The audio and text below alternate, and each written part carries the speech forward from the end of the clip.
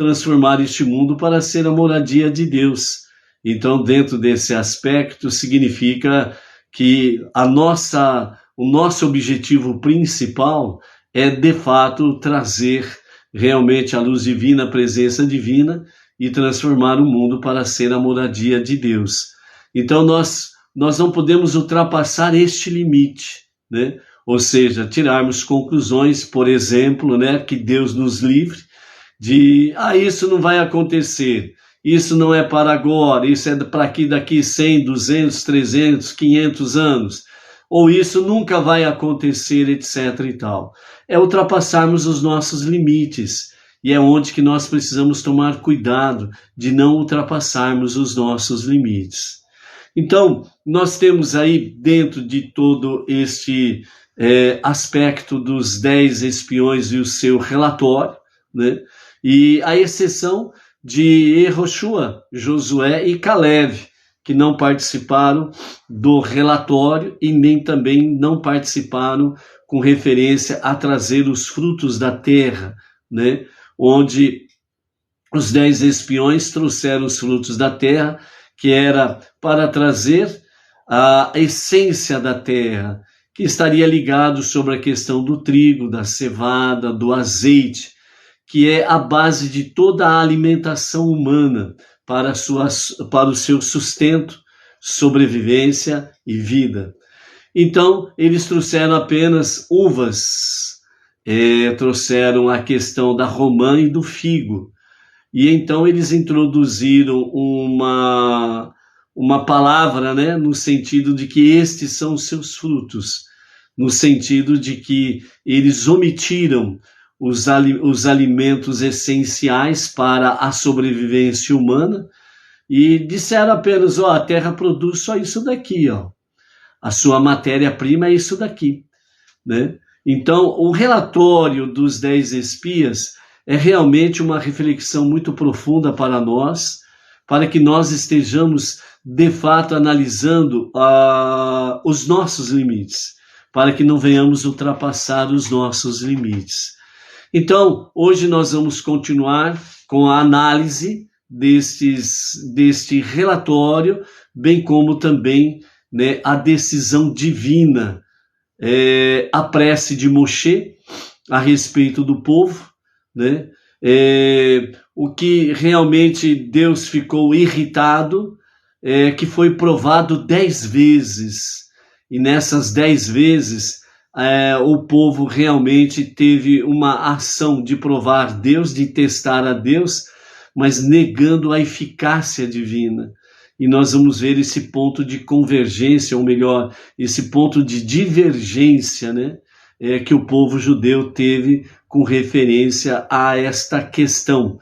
Então, que nós possamos, nessa nossa travessia no deserto, nós possamos de fato estarmos aí aprendendo com o erro dos nossos amados do passado, o nosso irmão mais velho, o povo judeu, e o filho primogênito de Deus, e nós estarmos aprendendo a fazer aquilo que é correto e aplicarmos no nosso dia a dia, pois não restam dúvidas que o tempo já correu mais de 3.335 anos para podermos chegar aqui.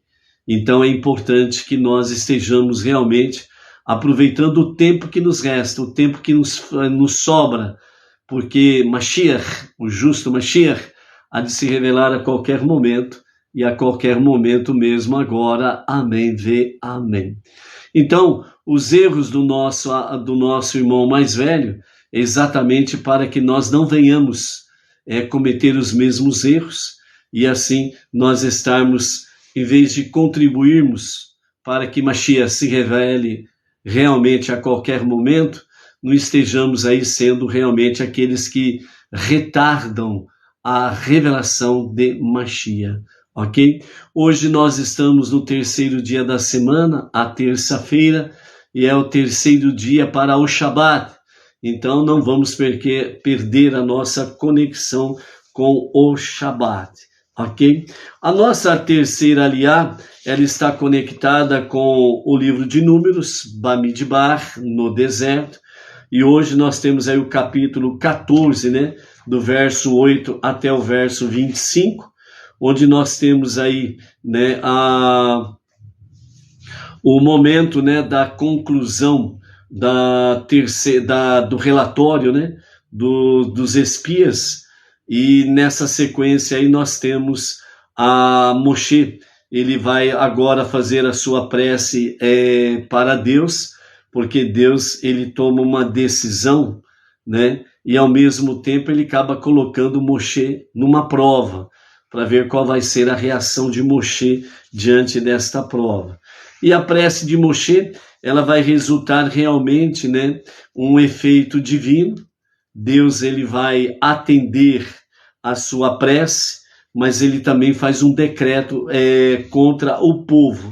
E então é o que nós vamos ver aqui também no dia de hoje.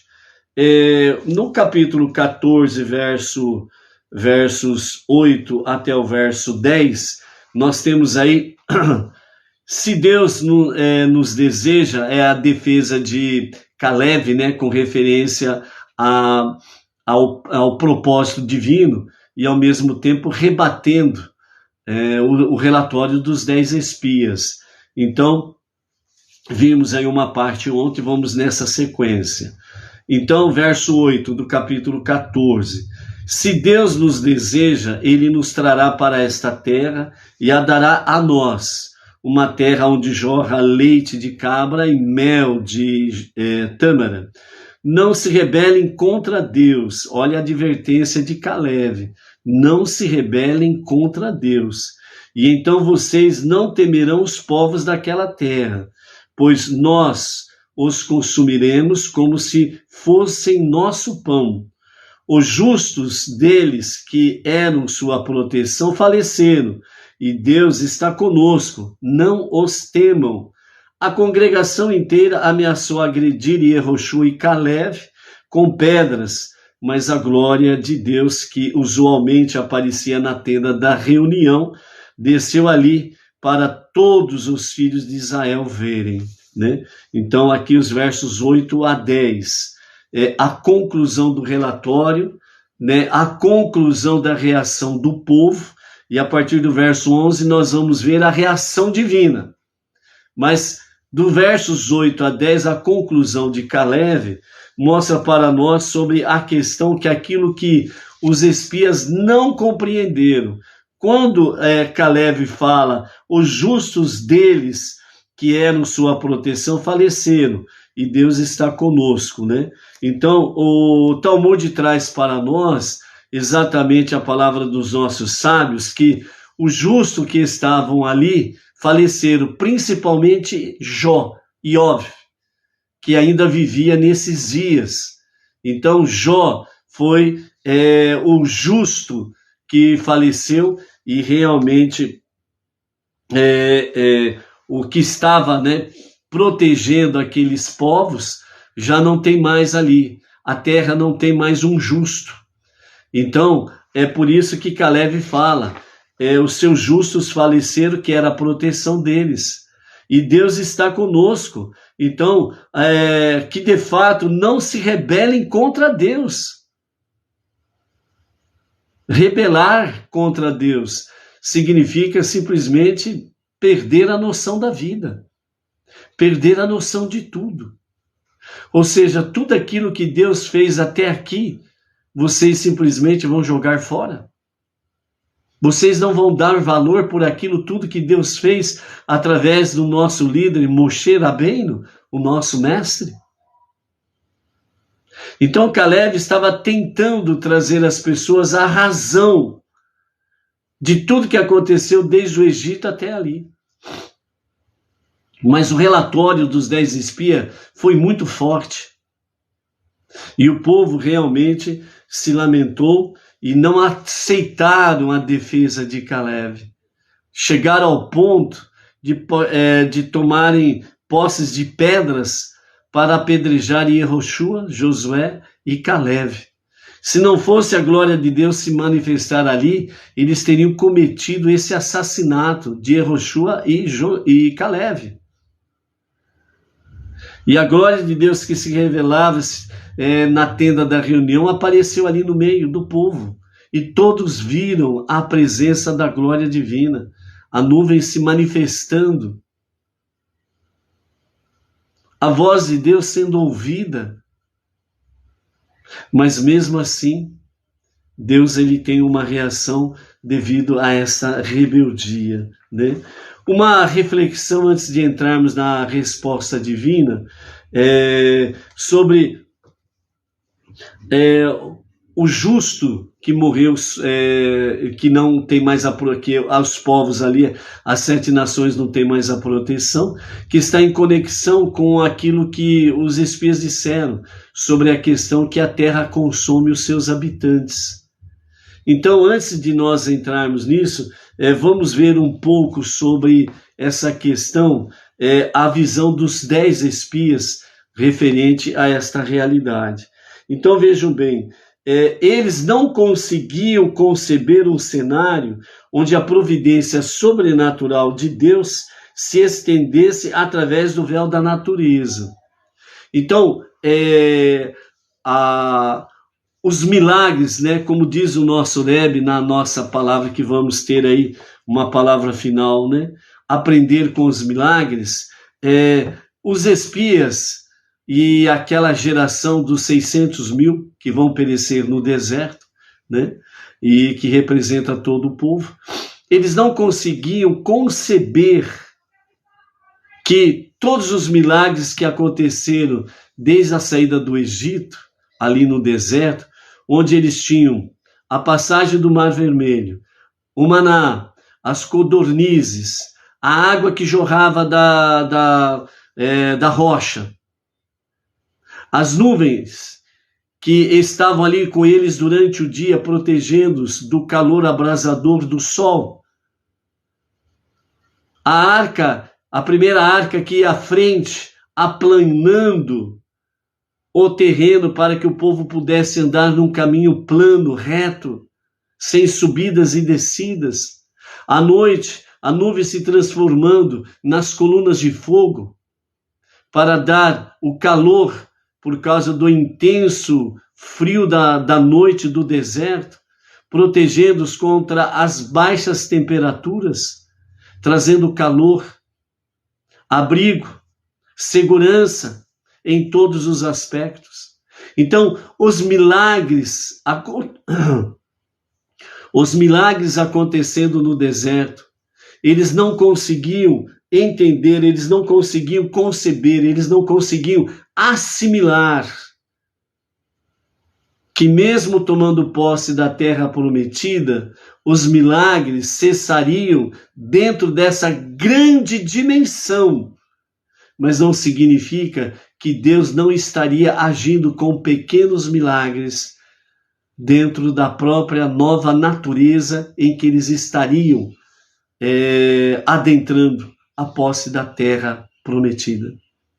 Então eles não conseguiam assimilar que no deserto eles não tinham que se preocupar com a vida secular, o envolver-se com o mundo, trabalhar com aquilo que foi dito lá no princípio, Bereshit, com o suor do teu rosto, trabalharás para que a terra possa produzir e comer dos seus frutos.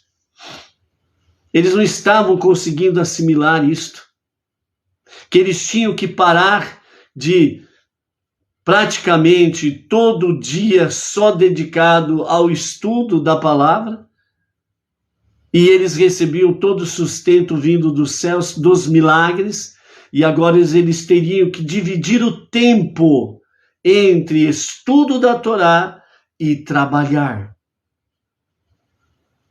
Então eles não estavam conseguindo assimilar isso. Então quando eles disseram que a terra ela consome os seus habitantes, eles estavam querendo dizer, a partir do momento que nós adentrarmos na terra e tivermos que trabalhar, nós vamos morrer de tanto trabalhar e não vamos ter mais tempo para o estudo da Torá e nos dedicarmos a Hashem. Então eles não estavam compreendendo a mensagem, uma das grandes mensagens do Sinai. O divino e humano, fazendo uma fusão. Eles não estavam conseguindo assimilar naquele momento decisivo, que era para entrar na terra prometida, porque eles estavam às portas, era só atravessar o Rio Jordão e tomar posse. Porque Deus já falou que a terra era deles, que ele tinha dado a terra para eles. Então eles não estavam assimilando isto. Bem como eles não assimilaram que onde eles passavam, os nobres, as pessoas mais importantes daquelas localidades, elas morriam porque Deus estava providenciando exatamente a proteção deles. Eles não conseguiram assimilar que já na terra em que eles estavam, na terra prometida, em que eles estavam fazendo a sua missão de buscar informações, eles não estavam conseguindo entender que Deus providenciou a morte das pessoas nobres daquelas localidades para que elas estivessem com atenção no velório e não observassem eles ali na terra, os quais poderiam ser facilmente dominados e mortos. Era a proteção divina. Deus já mostrando para eles que eles tomando posse da terra prometida, eles não estariam sozinhos. Deus não os abandonaria. Eles não estavam conseguindo assimilar que a providência divina não deixariam com que eles ficassem sozinhos. Eles estariam ali.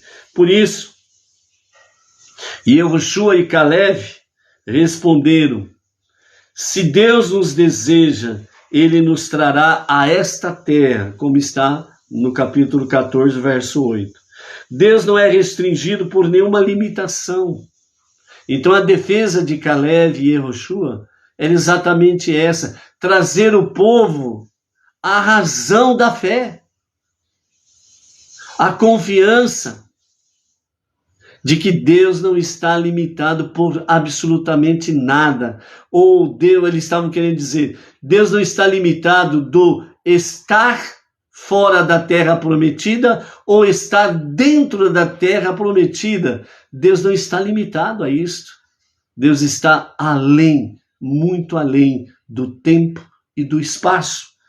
Uma vez que ele, Deus, deseje que façamos uma morada para ele neste mundo físico, através da observância da Torá e os seus mandamentos. Sua providência se estenderá a nós dentro das fronteiras da natureza. E Yehoshua e Caleb já entendiam que Deus, dentro das fronteiras da natureza, Deus estaria agindo, ou seja, divino e humano, na fusão. O mundo espiritual e o mundo físico numa fusão. Deus estaria agindo dentro das próprias leis da natureza em nosso favor, para que nós venhamos cumprir a nossa meta, transformar este mundo para ser a moradia de Deus.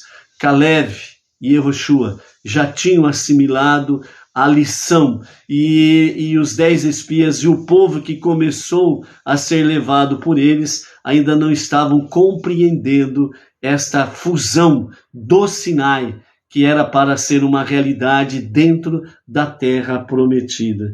Então, por isso, Deus nos ajudará dia após dia, não com milagres de sacudir a terra, porque os milagres do deserto eram de sacudir a terra. Olha o maná caindo do céu, olha o mar se abrindo, olha a rocha dando manancial de águas. Olhem as codornizes, eram milagres de estar sacudindo a terra.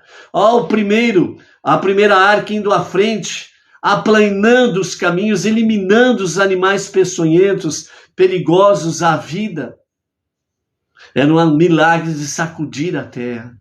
Então aqui Josué e Caleb estavam dizendo, dia após dia, Deus estará conosco. Ele não estará realizando milagres de sacudir a terra, mas ele estará com, entre aspas, pequenos milagres, milagres menores do que estes do deserto, mas ele não quebrará abertamente a ordem natural das coisas.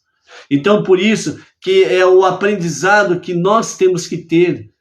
sobre milagres. Milagres, Deus não vai fazer milagres de sacudir a terra, no sentido de ouvir a tua prece, que você está precisando de um milagre A, B ou C, e que você simplesmente cruza os braços e quer que Deus faça milagres. Deus não fará milagres se você e eu não cumprirmos a nossa parte. É importante nós irmos realmente cumprir a nossa parte. E Josué e Caleb já tinham compreendido a mensagem. E eles estavam querendo trazer o povo de volta à razão, fé e confiança em Deus. E é o que nós precisamos ter no nosso dia a dia. Porque o maior objetivo nosso, a nossa maior tarefa, a tarefa suprema que nós temos, é transformar este mundo para ser a moradia de Deus. Fazendo isso, ombro a ombro, com o nosso irmão mais velho, o povo judeu. Então esta é a realidade.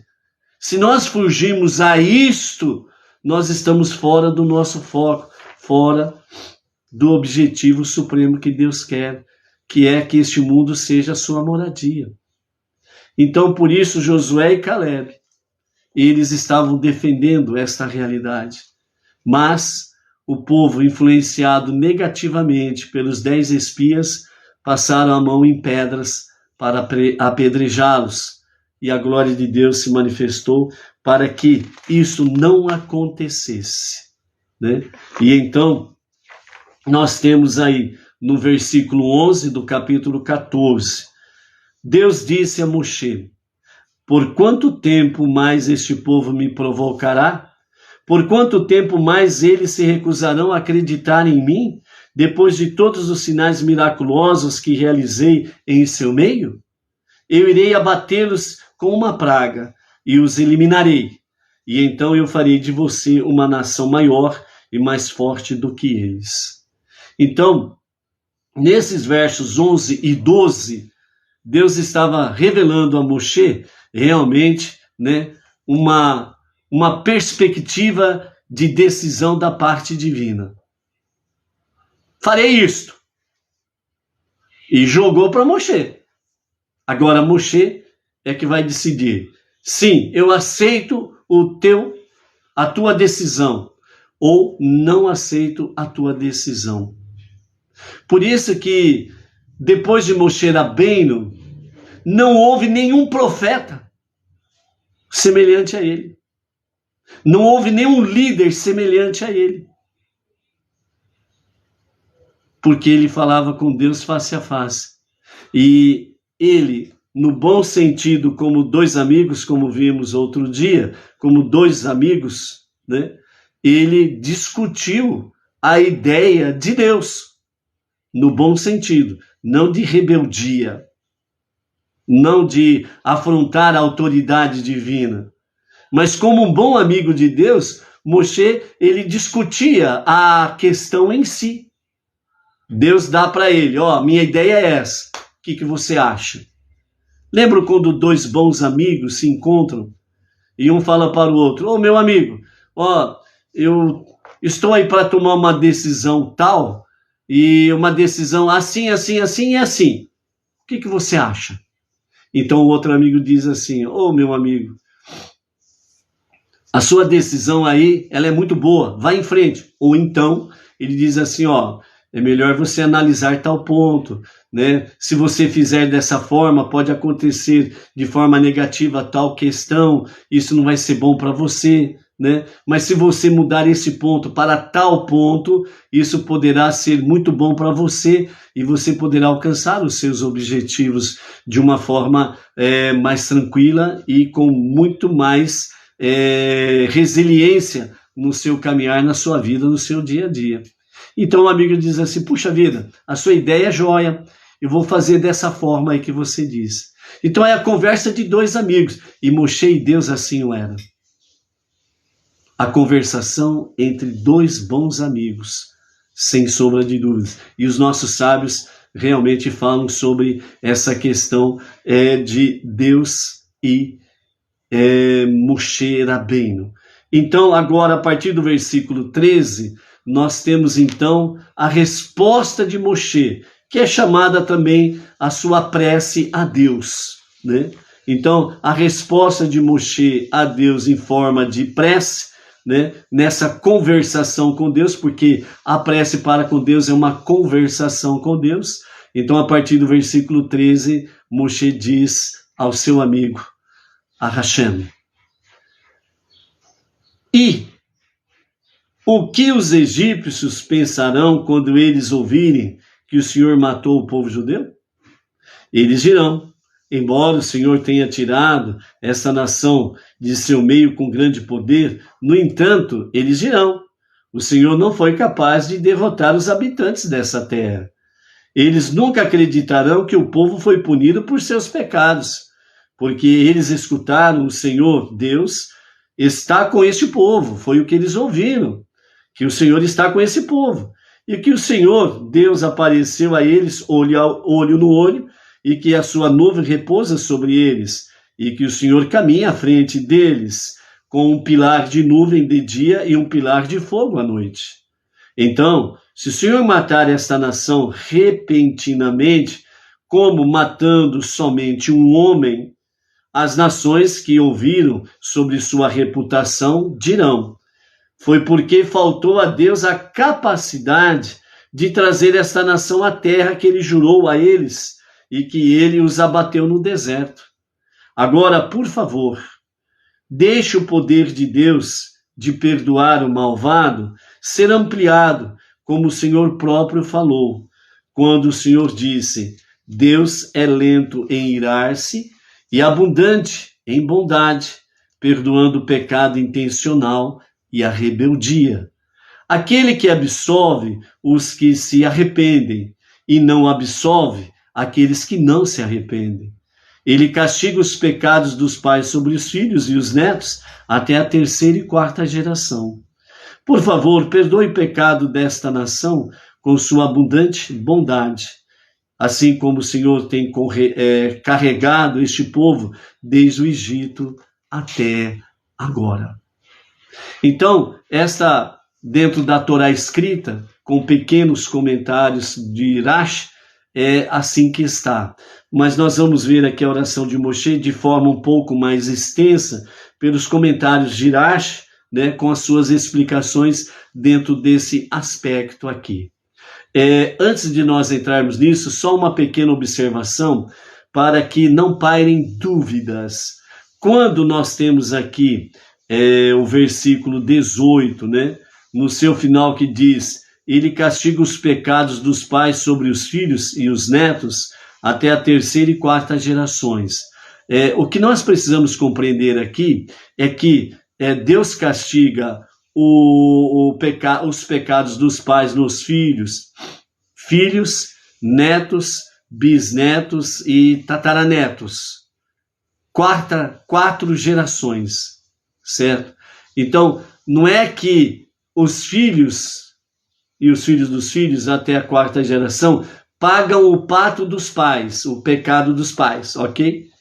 Não. É que se até a 3ª e 4ª geração eles continuarem a fazer o mesmo que os seus pais faziam, ou seja, rebeldia, pecar, afrontar a Deus, se rebelar contra Deus, etc. e tal, até a 4ª geração, eles serão punidos, porque eles seguem os pecados dos seus pais. É sobre isso daí. Você entendeu?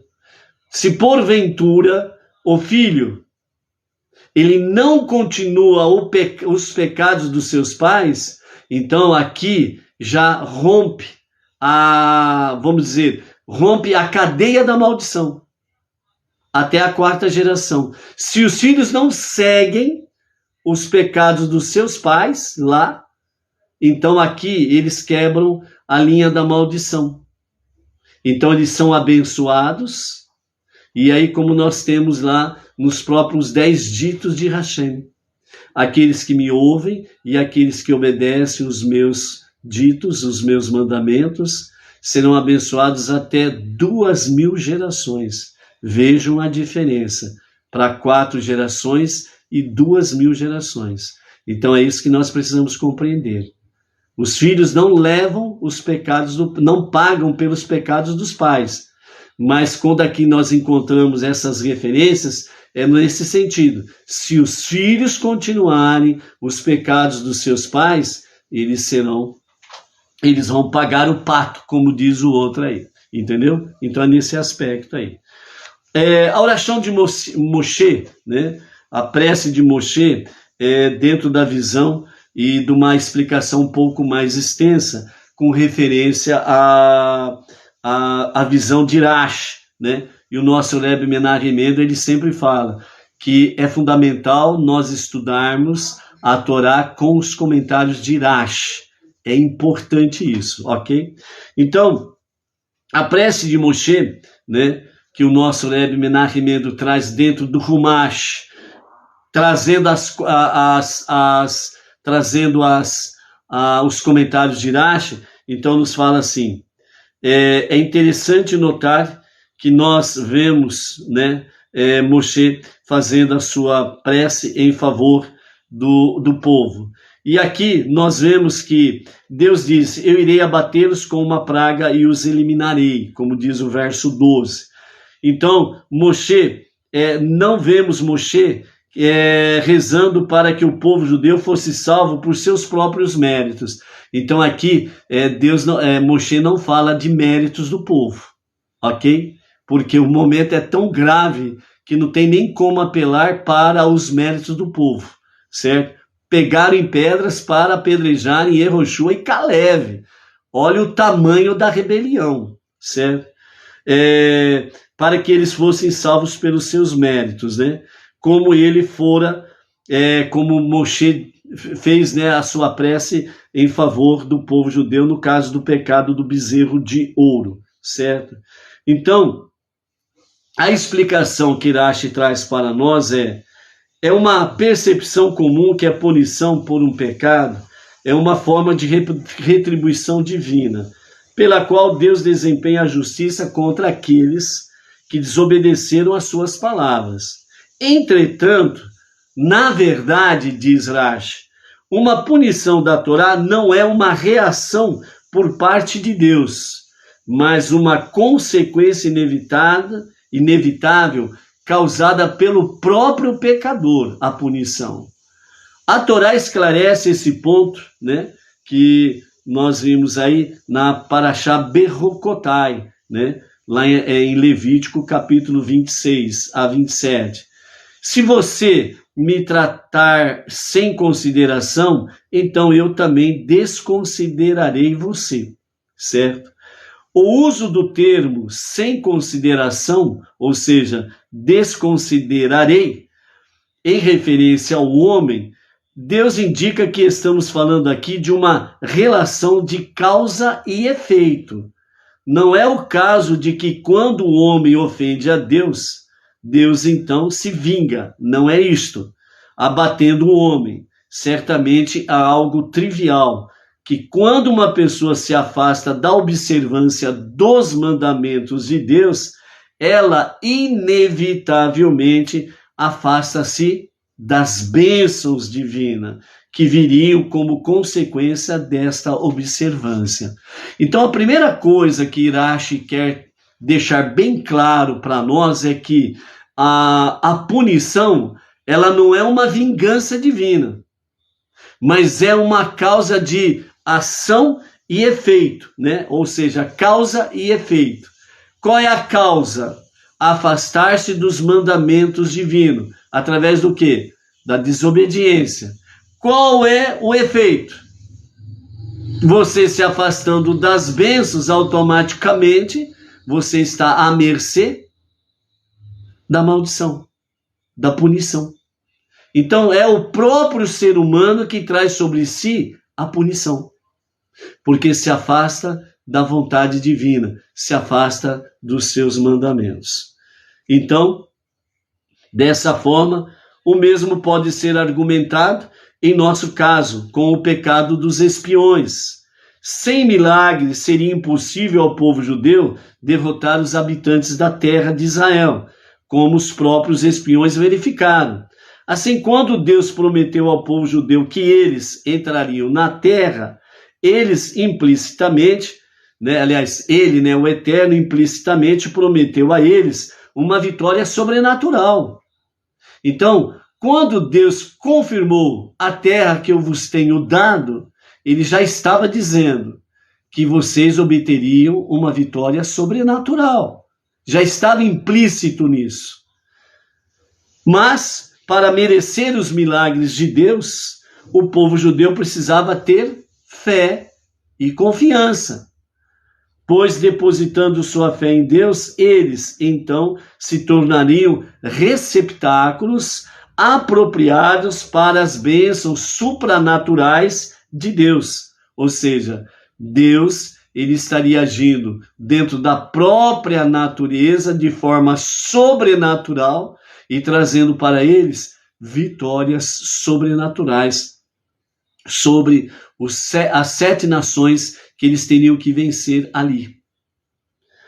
Assim, Deus não estava revogando sua decisão anterior de trazer o povo judeu para a terra, devido à falta de fé e o mau comportamento. Mas como a vitória miraculosa seria uma consequência de sua fé, quando esta fé se mostrou ausente, não havia sobrado nada mais para trazer a vitória.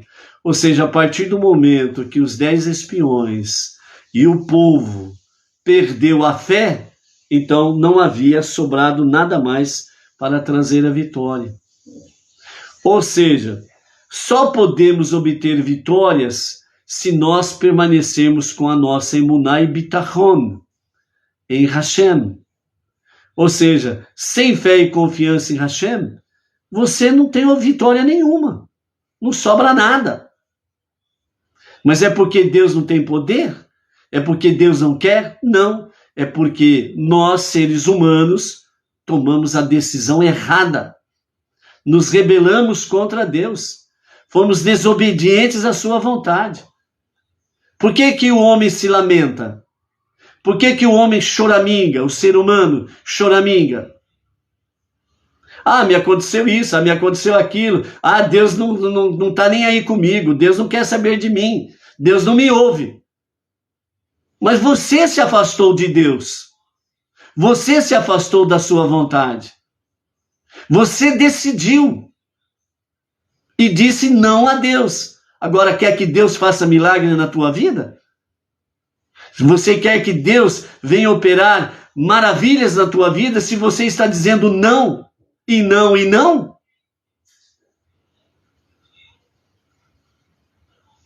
Quando o jovem chega para a jovem e diz para ela, eu amo você, eu quero namorar com você.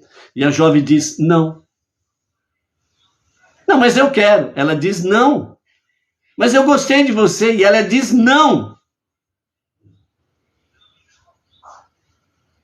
E ela não quer nada com você, com o namorado. O que sobrou para ele? Nada. Ele simplesmente vai embora. E ela vai embora por outro lado. Deus ama. O seu amor é, de fato, infinito. Mas se o ser humano se afasta dele, a distância dele e das suas bênçãos faz com que o ser humano fique à mercê do desamor, da má sorte, e isso traz para ele consequências, porque ele está trazendo sobre si as más consequências. E o que pode reverter isto? A techuvá, um retorno a Deus para um verdadeiro e genuíno arrependimento.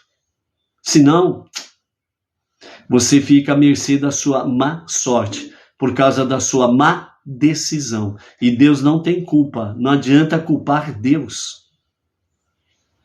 É você que tomou a triste decisão de se afastar de Deus e dos seus mandamentos. Portanto, Moshe não tinha no que se basear para reclamar com Deus, pois Deus não tomara nenhuma decisão aqui. Ao contrário, foi o povo judeu quem decidiu recusar a oferta de Deus, de quebrar as leis da natureza, para eles, ao recusar a sua habilidade em fazer isto. Deus meramente informou a Moshe das consequências dos atos do povo judeu, que eles morreriam e seriam repostos por outra nação. A isso, Moshe respondeu que Deus perderia mais do que ganharia, pois destruir o povo judeu devido à sua falta de fé somente levaria a uma perda de fé ainda maior entre as nações, que então diriam: foi porque faltou a Deus a capacidade de trazer esta nação à terra que ele jurou a eles, que ele os abateu no deserto, como está no verso 16. E Deus respondeu a Moshe: eu os perdoei por causa de suas palavras, que é o verso 20. Eu os perdoei por causa de suas palavras. Mas Deus não mudou o seu propósito, a punição. Ou seja, enquanto Deus escolheu não eliminá-los imediatamente, ele, no entanto, decretou que eles morreriam no deserto em um período de 40 anos. Isso sugere a questão: por que Deus não os perdoou por completo? Pode ser argumentado que Deus, ele próprio, explicou por que seria desse jeito, através de seu juramento, como está escrito no versículo 22 do capítulo 14.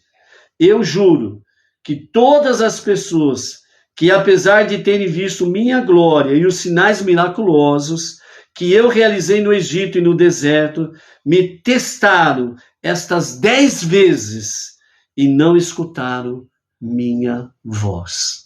Ou seja, o povo testou Deus 10 vezes. 10 vezes o povo não escutou a voz de Deus. 10 vezes eles testaram a Deus, né? Rashi, ele diz assim: isso pode significar que eles testaram a Deus, enquanto que Rizikuni, ele diz, eles irritaram a Deus. Rashi diz, eles testaram, mas Rizikuni, ele diz, eles irritaram a Deus. Ou seja, testaram e irritaram a Deus. Olha só o ponto que chegou a rebelião do povo. Então, por isso, Deus não os perdoou por completo. E ditou a sentença durante 40 anos, que é o famoso, a compreensão dos 40 anos no deserto. Esta geração vai padecer no deserto, vai morrer no deserto. Lembrando que essa geração que ele está dizendo corresponde exatamente a quem? A todos os homens de 20 a 60 anos que foram contados na saída do Egito, os 600 mil homens. É esta geração, esses 600 mil homens que vão perecer no deserto durante 40 anos. E então, aqui está essa questão que traz para nós Rashi, né? Vai nazu, que significa eles irritaram a Deus. A diferença entre testar Deus e irritar Deus no nível literal é que Deus fica irritado quando os seus mandamentos são desobedecidos, enquanto testar se refere a uma crise de fé. Eles não ouviram a minha voz, perderam fé e confiança em mim. O versículo 22 conclui que eles não ouviram minha voz, uma falha em obedecer os mandamentos de Deus. Poderíamos pensar que o versículo se refere a irritar e não testar a Deus. Então, o povo judeu teve que perambular no deserto por 40 anos, como resultado por ter testado Deus. O leitor se lembrará de que no versículo 12, né, do capítulo 14, Deus pretendia eliminar o povo judeu completamente, porque sua queixa era: por quanto tempo mais vocês se recusarão em acreditar em mim? Depois de todos os sinais miraculosos que eu realizei em seu meio? Deus, no entanto, perdoou o povo judeu por não ter acreditado nele, depois de ouvir as preces de Moshe. Mas aqui no versículo 22, Deus explicou que ele não poderia perdoar o povo judeu completamente, porque eles me testaram estas 10 vezes. Então o leitor imaginará, por que Deus pode perdoar uma falta de fé, mas não perdoar o povo judeu por tê-lo testado? O fato de o povo judeu se recusar a acreditar em mim, depois de todos os sinais que eu realizei em seu meio, é porque, ao refletir, eles acharam os milagres não convincentes, depois que eles ocorreram. Depois que aconteceu o milagre, né, arruma uma desculpa aí, não, mas aconteceu por causa disso, por causa daquilo, que não sei o que, não sei o que lá. Este problema poderia potencialmente ser resolvido se Deus realizasse um milagre de proporções sem precedentes, como o versículo afirma. Se eles não acreditam no Senhor e eles não ouviram a voz do primeiro sinal, eles acreditarão na voz do último sinal. No Êxodo capítulo 4, verso 8, né, que tem essa expressão aí. Mas eles acreditarão no último sinal. Quer dizer, eles não acreditaram nesse milagre aqui, mas no próximo, o último, então eles vão acreditar, né? Então, testar Deus, no entanto, não é meramente esfriar a fé depois de testemunhar um milagre, mas sim uma falta de fé no momento preciso em que Deus está realizando um milagre. No momento que Deus está realizando o milagre, acontece a falta de fé, este é um teste contra Deus. É um momento perigoso que o ser humano está passando. Então, nesse sentido, todo povo que, apesar de estar vendo minha glória e os sinais miraculosos que eu realizei no Egito, me testou. Ou seja, não dando crédito ao milagre, né? Então, para esclarecer esta qualidade única de um teste sobre uma falta de fé, Rashi então traz para nós, né, 2 vezes no mar, 2 vezes com o maná, 2 vezes com as codornizes, né? Nesse sentido, o povo veio testando a Deus, né? Então, Rashi, ele traz para nós aqui 6 vezes, 2 no mar, mais 2 vezes com maná, mais 2 vezes com as codornizes. Mas fala de 10 vezes, aonde que estão as outras 4, né? Então, os nossos mestres trazem para nós, né? O Talmud, o tratado de Erhin, traz para nós, né, nos 15a e b, essa questão dos 10 testes, né? 2 vezes no mar, 2 vezes com a água, né? A água de Mará, as águas amargas, em Refidim também, certo? 2 vezes por causa do maná, né? Que foi dito, não saíam para recolher em Shabat, mas eles foram, né? Aliás, 2 vezes por causa do maná, né? Que está também, né? No capítulo 16, verso 25. E aí a eles foi dito, não deixem-no até amanhã, mas eles deixaram, né? Que está se referindo exatamente sobre a questão do maná, que não era para acumular maná. Do primeiro dia da semana ao 6º dia da semana era uma medida, no 6º dia da semana eram 2 medidas, né? Para que realmente pudessem, sem sombra de dúvidas, chegarem dentro da obediência divina. Então eles acabaram também testando a Deus, né? Pegando além da medida. 2 vezes por causa das codornizes, né? Das primeiras e das segundas codornizes. A primeira vez, capítulo 16, verso 3, quando nos sentamos perto dos potes de carne. E a segunda, a multidão entre eles tinha forte desejo, né? Que está em Bamidbar, né, 11:4, né? As passagens anteriores estão caracterizadas dentro também de Shemot, ok? Os capítulos 14, 15 e os capítulos 16 de Shemot, que falam dos testes, né?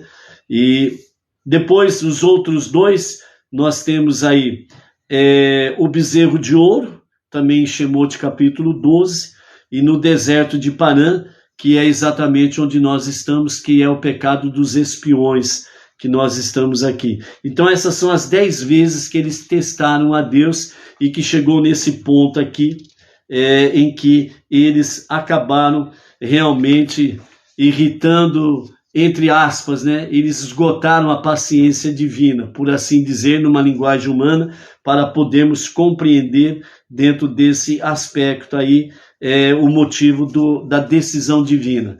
Ele ouve de fato a prece de Moshe, não elimina os 600 mil homens de uma vez só, certo?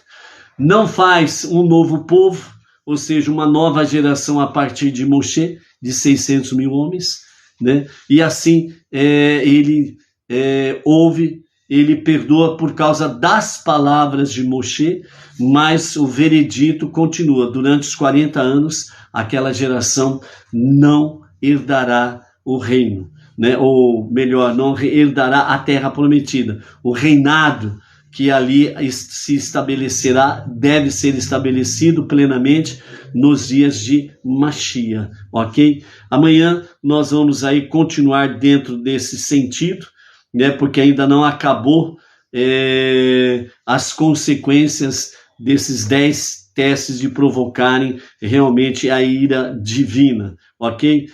A palavra final que nós temos aqui é do nosso mestre, o nosso professor, o nosso Rebbe, Menachem Mendel, aprender com os milagres. Eles não escutaram minha voz e não verão a terra que jurei a seus pais. Então a geração do Êxodo não trabalhou duro o suficiente para aprender as lições dos milagres divinos que presenciaram.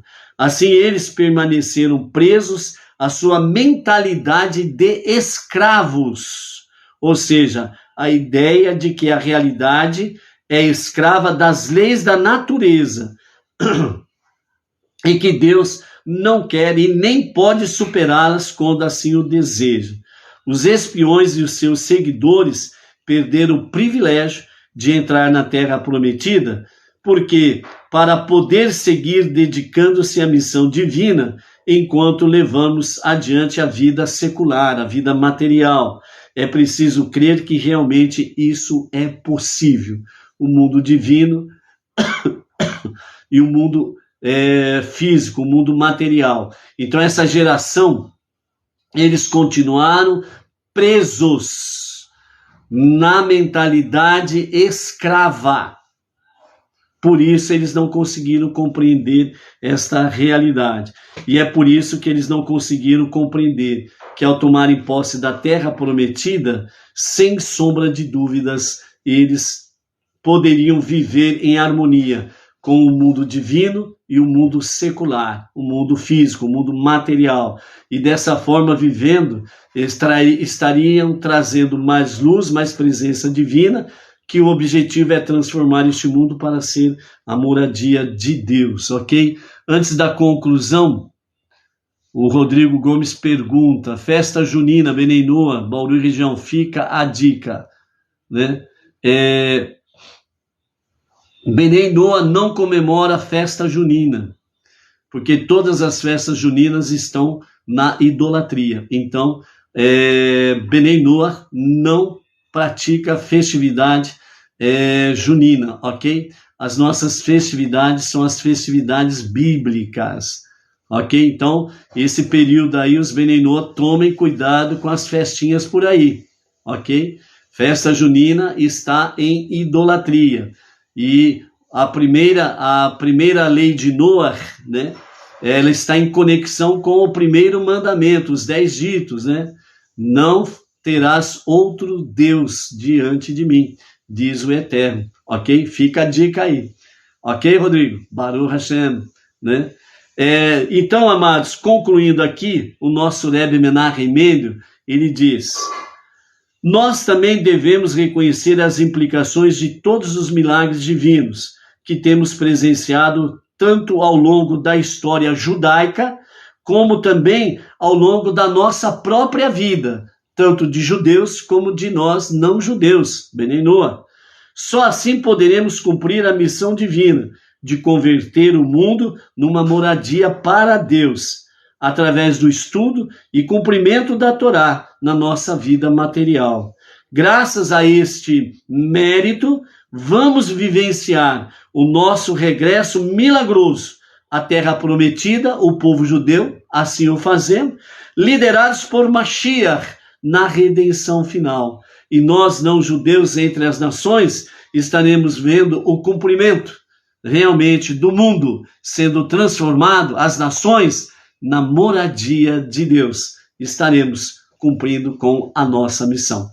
Ok? Vamos em frente. Temos uma grandiosa, maravilhosa jornada a completar. Transformar este mundo para ser a moradia de Deus. Que Mashiach se revele a qualquer momento e a qualquer momento mesmo. Amém. Amém. Até amanhã, amados. Shalom, shalom.